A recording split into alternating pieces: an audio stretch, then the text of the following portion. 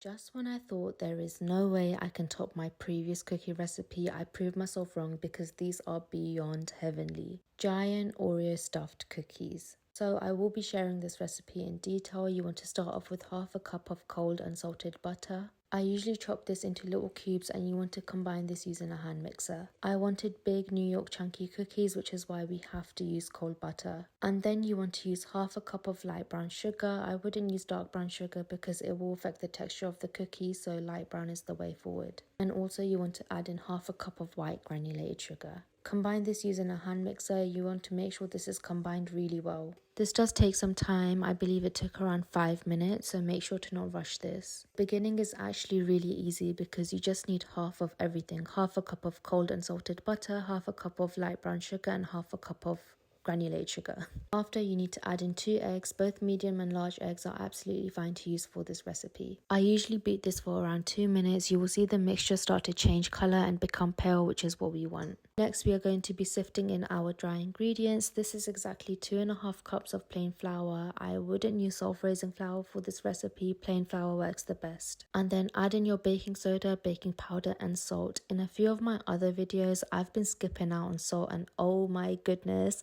have I been missing out? This brings such deliciousness to the cookies. It's incredible. You want to sift in the ingredients really well because you don't really want to have any clumps of flour.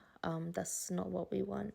I usually gently fold the flour in first with the spatula to avoid getting flour all over myself, and then I turn to my hand mixer and literally the most beautiful cookie dough forms. And then add in your chocolate, so you can add in whatever you like. What I just made is a base for any cookie recipe, and you can get so creative with this. But yes, I added in 100 grams of white and milk chocolate chips. I used a whole packet of Oreo for this as well. I set 5 aside for inside the cookies and the rest I chopped into little pieces. Because the dough is combined so well, it is really hard to combine the chocolate with a rubber spatula, so I always like to use my hands as everything combines so much better.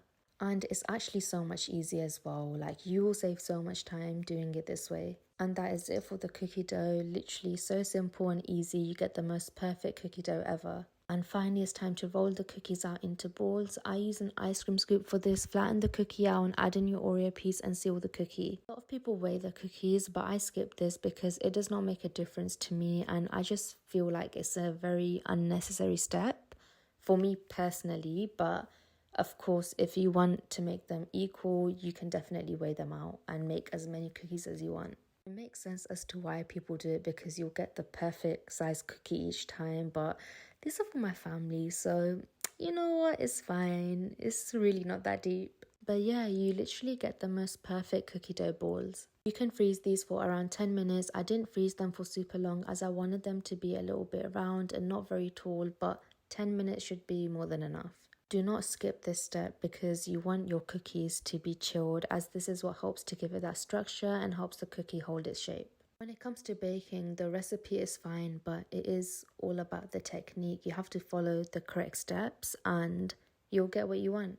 If you want a flatter cookie, then you would use melted butter and you wouldn't really chill it. It will just go straight in the oven. And then it's finally time to add your cookies into your baking tray. Make sure to line the pan with baking paper as this helps the cookies come off so much easier. Bake these in the oven at 220 degrees Celsius for 12 minutes. Honestly, 12 minutes is more than enough because you don't want to overbake them, as this can ruin the softness of the cookies. Also, make sure you are baking in the middle shelf, not the top, not the bottom, the middle. Let them set for a few minutes and then it's time to devour the cookies. So beautiful. Cookies are my favorite thing ever. I hope you guys like this video. It would mean so much to me if you can follow my TikTok and also subscribe to my YouTube. This video is also on there and I currently have 58 subscribers. Your support means so much to me and I love baking for you all.